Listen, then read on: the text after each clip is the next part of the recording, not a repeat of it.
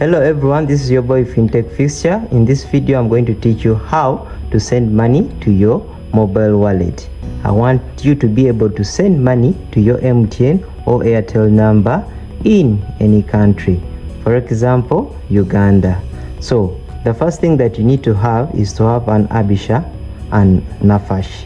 So you need to have registered for Abisha and Nafash. So in my previous video I talked about that the same password for Abisha works for Nafash, and if you have forgotten how to reset these passwords and how to find them, you can let me know in the comment section. So after registering for Abisha and Nafash, you can go on our step 2. Step 2 is having a Saudi bank. This can be STC, it can be a Raj. So you can open up these banks using the access of Nafash.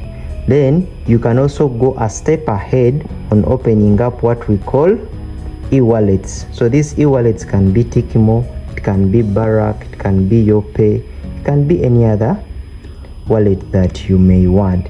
But my best that I recommend is Tikimo. So you can do a bank transfer from, for example, a Raj bank, then you add money to your Tikimo wallet. So after adding this money to your Tikimo wallet, you do here step B, 3 of B. You activate an international beneficiary. So after activating an international beneficiary, that's the person or the number, the details where this money is supposed to go.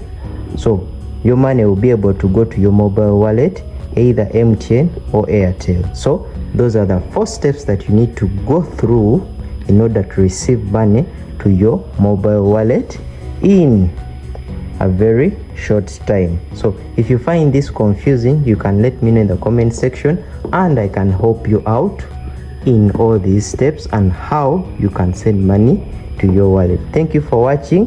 See you in my next video. Bye bye.